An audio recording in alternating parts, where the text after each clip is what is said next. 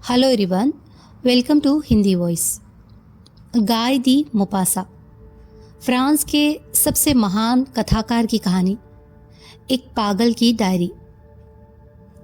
वो दुनिया से जा चुका था, हाई ट्रिब्यूनल का मुखिया, एक ईमानदार जज जिसके बेदाग जीवन की मिसाल फ्रांस की सारी अदालतों में दी जाती थी, जिसके बड़े से मुरझाए चेहरे को दो चमकती और गहरी आंखें सजीव बनाती थी। उसके सामने पढ़ने पर एडवोकेट, युवा वकील और जज सब उसका अभिवादन करते और उसके सम्मान में सिर झुकाते। उसका सारा जीवन कमज़ोरों की रक्षा और अपराधों की पड़ताल में गुजरा था। बेईमानों और हत्यारों का उससे बड़ा कोई दुश्मन नहीं था। ऐसा लगता था कि वह उनके दिमाग में चलती हर बात पढ़ लेता है। अब 82 साल की उम्र में उसकी मौत हो चुकी थी। बड़ी संख्या में लोग इस पर दुख जता रहे थे और उसे श्रद्धांजलि दे रहे थे। लाल पतलून पहने सैनिकों ने उसे कब्र तक पहुंचाया। टाई पहने आदमियों ने उसकी समाधि पर असली लगने वाले आंसू बहाए। लेकिन अब एक अधिकारी को उस दराज में एक अजीब सा कागज मिला है, जहां वह बड़े बड़े अपराधियों के रिकॉर्ड्स रखता था। इसका शीर्षक है क्यों। 20 जून 1891। मैं अभी अभी अदालत से बाहर आया हूँ। मैंने ब्लॉन्डे को मृत्युदंड दिया है। इस आदमी ने अपने 5 बच्चों की हत्या की है। क्योंकि अक्सर ऐसे लोगों से मिलना होता रहता है जिन्हें हत्या करके आनंद मिलता है। हाँ, ये आनंद ही होना चाहिए, बल्कि शायद सबसे बड़ा आनंद। क्या मिटाना बनाने का अगला चरण नहीं है? बनाना और मिटाना, ये 2 शब्द ब्रह्मांड और दुनिया का पूरा इतिहास समेटे हुए है, सारा का सारा इतिहास। तो हत्या करना नशे जैसा क्यों न हो। 25 जून। ये सोचना कि जीव वह है जो जीता है, चलता फिरता है, दौड़ता है। एक जीव क्या है? जीवन से भरी एक चीज़ जिसमें गति का नियम है, और जो इस गति के नियम से संचालित होती है। ये जीवन का एक कण है जो संसार में विचरण करता है, और ये जीवन का यह कण मुझे नहीं मालूम कहाँ से आता है। इसे कोई जब चाहे जैसे चाहे नष्ट कर सकता है। तब कुछ भी बाकी नहीं बचता। ये ख़त्म हो जाता है, समाप्त हो जाता है। 26 जून। तब हत्या करना अपराध क्यों है? हाँ, क्यों? इसके विपरीत यह प्रकृति का विधान है। प्रत्येक जीव का उद्देश्य है हत्या। वह जीने के लिए मारता है, वह मारने के लिए मारता है। यह पशु बिना रुके मारता रहता है सारे दिन, अपने अस्तित्व के हर क्षण में। आदमी निरंतर मारता है अपने पोषण के लिए, लेकिन इसके अलावा भी उसे अपने आनंद के लिए हत्या की ज़रूरत पड़ती है। इसीलिए उसने शिकार का खेल इजाद किया।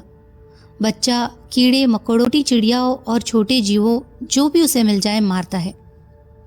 लेकिन इससे भी संहार की उस इच्छा की पूर्ति नहीं होती जो हमारे भीतर बसती है। जानवरों को मारना काफ़ी नहीं, हमें आदमी को भी मारना है। बहुत पहले नर बलि के द्वारा इस इच्छा की पूर्ति हुआ करती थी। अब सभ्य समाज में रहने की आवश्यकता ने हत्या को अपराध का दर्जा दे दिया है। हम हत्यारे को सजा देते हैं, उसकी भर्त्सना करते हैं, लेकिन हम इस सहज प्रवृत्ति के हिसाब से आचरण किए बिना नहीं रह सकते। इसीलिए हम समय समय पर इसे युद्धों के द्वारा संतुष्ट करते रहते हैं। तब एक देश दूसरे देश की हत्या करता है। खून की होली होती है जो सैनिकों को पागल बना देती है, और लोगों, महिलाओं और बच्चों को मदहोश, जो इस कत्लेआम की कहानियाँ लैम्प की रोशनी में बड़े उत्साह के साथ पढ़ते हैं। कोई सोच सकता है कि इस बर्बरता को अंजाम देने वालों की भर्त्सना होती होगी? नहीं, उन्हें हम जयमालाएं पहनाते हैं, वे सोने से मढ़े जाते हैं। उनके सिर पर चमकदार कलगी और सीने पर तमगे सजते हैं। उन्हें क्रॉस, इनाम और पदवी से नवाजा जाता है। महिलाएं उन पर गर्व करती है, उनका सम्मान करती है, उनसे प्रेम करती है। भीड़ उनकी जय जयकार करती है, और इसकी वजह सिर्फ यही है कि उनका मकसद आदमी का खून बहाना है। जब वे अपने हथियार लेकर चलते हैं तो राहगीर उन्हें ईर्ष्या से देखते हैं। मारना कुदरत का महान नियम है जो हमारे अस्तित्व के केंद्र में है। हत्या से बढ़कर सुंदर और सम्मान योग्य और कुछ नहीं। 30 जून, नष्ट करना विधान है क्योंकि प्रकृति सतत यौवन चाहती है। अपनी सभी अचेतन प्रक्रियाओं में वह जैसे पुकारती है, जल्दी जल्दी जल्दी। जितना वह नष्ट करती है उतना ही वह नूतन होती जाती है। 3 जुलाई, यह अवश्य ही आनंददायक होगा, अनोखा और स्फूर्तिदायक। मारना, जिंदगी से भरे सब कुछ महसूस करने वाले एक प्राणी को सामने रखकर उसमें एक छेद करना, कुछ और नहीं, बस एक छोटा सा सुराख और एक पतली लाल धार जिसे खून कहते हैं, और जो जीवन है उसे बहते देखना, और फिर देखना कि सामने केवल मांस का एक लोथड़ा ठंडा विचार शून्य ढेर है। 5 अगस्त, मैं जिसने फैसले देते और न्याय करते अपना जीवन बिता दिया, मैं जिसने शब्दों से उनकी हत्या की जिन्होंने चाकू से यह काम किया था, और उन्हें गिलोटीन, हत्या के लिए इस्तेमाल होने वाला एक उपकरण जिसमें अपराधी का सिर ऊपर से गिरते एक आरे से कटता है, पर चढ़वाया। अगर मैं वैसा ही करूं जो वे हत्यारे करते हैं तो किसे पता चलेगा? 10 अगस्त, कभी भी किसे पता चलेगा? कौन मुझ पर शक करेगा? खासकर जब मैं एक ऐसा जीव चुनूं जिससे मेरा कोई मतलब ना हो। मेरे हाथ हत्या करने के लिए कांप रहे हैं। 15 अगस्त, मुझ पर यह लालच सवार हो गया है। ऐसा लगता है जैसे यह मेरे अस्तित्व में व्याप्त हो गया है। मेरे हाथ हत्या करने के लिए कांप रहे हैं। 22 अगस्त, मैं और नहीं रुक सका। शुरुआत में प्रयोग के तौर पर मैंने एक छोटा सा जीव मारा। मेरे नौकर जीन के पास एक गोल्डफिंच चिड़िया थी जो ऑफिस की खिड़की से लटके एक पिंजरे में रखी थी। मैंने जीन को काम से बाहर भेजा।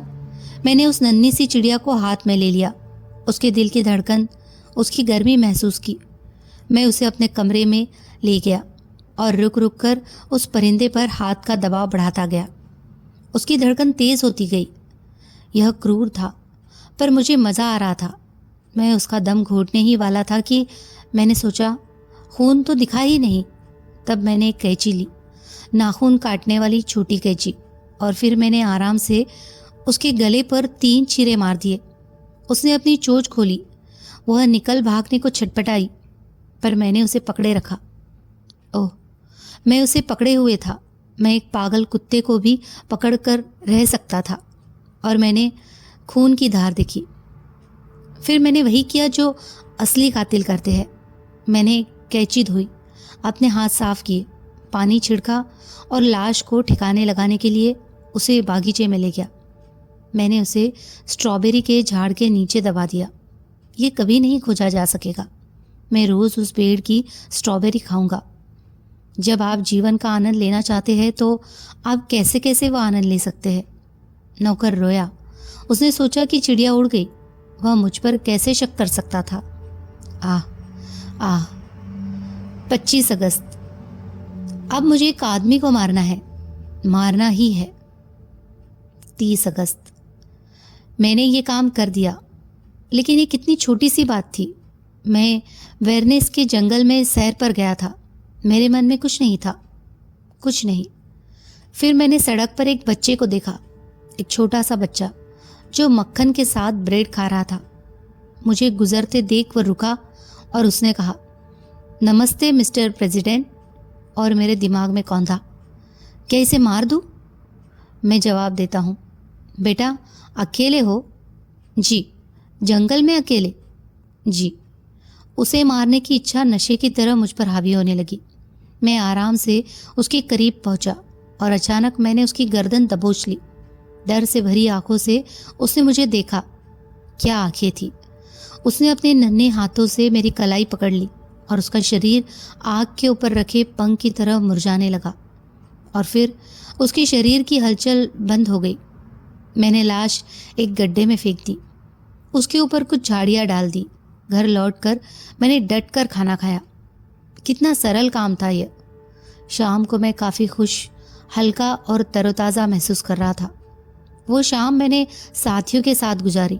उन लोगों को मैं काफ़ी मजाकिया मूड में नजर आया, लेकिन मैंने खून नहीं देखा था। 31 अगस्त, लाश मिल गई।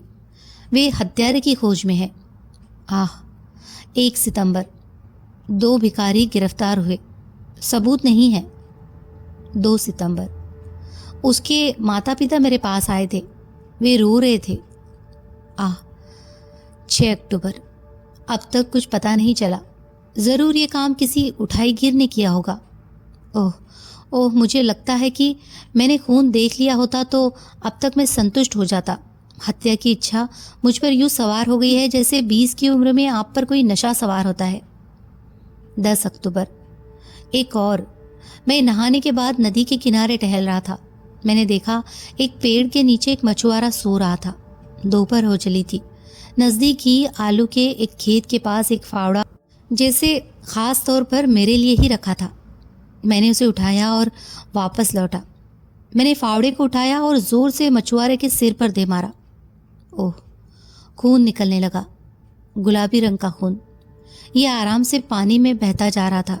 मैं भारी कदमों से चलाया। मुझे किसी ने देखा तो नहीं?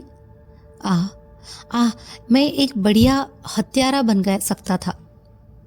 अक्टूबर 25 मछुआरे की हत्या पर काफ़ी हंगामा हुआ। उसका भतीजा उस दिन उसी के साथ मछली मार रहा था। मजिस्ट्रेट ने उसे ही दोषी ठहराया। शहर में सबने ये बात मान ली। आह। 27 अक्टूबर भतीजे की कुछ नहीं चली। उसका कहना था कि जब हत्या हुई वो ब्रेड और चीज़ खरीदने गाँव गया था। उसने शपथ खाकर कहा कि उसका चाचा उसकी गैर हाजिरी में मारा गया था। कौन मानेगा? 28 अक्टूबर भतीजे ने लगभग अपना जुर्म कबूल कर लिया है। उन्होंने उसे इतनी यातनाएं दी कि उसे ऐसा करना पड़ा। आह। न्याय। 15 नवंबर वो भतीजा जो अपने चाचा का वारिस है, उसके खिलाफ वजनदार सबूत है। सुनवाई मेरी अध्यक्षता में होगी। 25 जनवरी मृत्युदंड मृत्युदंड मृत्युदंड। मैंने उसे मृत्युदंड दिया। एडवोकेट जनरल की बातें किसी देवदूत जैसी थी। आह। एक और। जब उसे सज़ा मिल रही होगी तो मैं वहाँ उसे देखने जाऊँगा। 10 मार्च काम हो गया। आज सुबह उसे गिलोटीन पर चढ़ा दिया गया। वह अच्छे से मरा, बहुत अच्छे से। इससे मुझे प्रसन्नता हुई। एक आदमी का सिर कटता है तो देखने में कितना मज़ा आता है। अब मैं इंतज़ार करूँगा। मैं इंतज़ार कर सकता हूँ। ज़रा सी गलती मुझे पकड़वा सकती है। आगे और बहुत से पन्ने थे, लेकिन उनमें किसी और अपराध का जिक्र नहीं था।